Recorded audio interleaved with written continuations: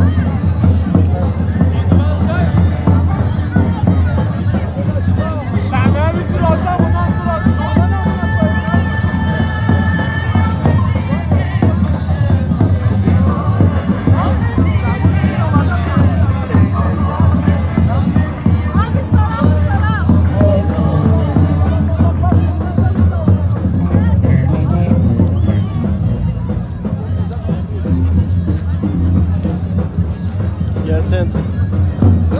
Evet, ama aynen böyle ha. Tamam ben de fotoğraf çekeceğim. Bunu tam kadraja al. Aynen öyle. Helal olsun.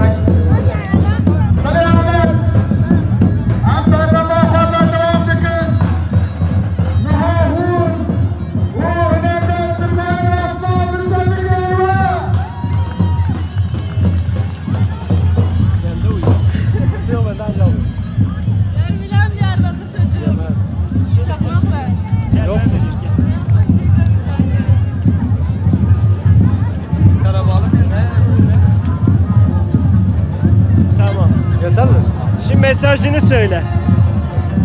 Mesajım Newroz pîroz be. Newroz pîroz ve hepinizi çok seviyorum. Kürt halkına buradan selamlar yolluyorum.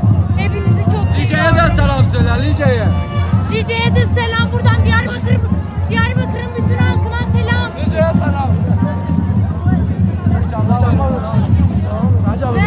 paylaşmak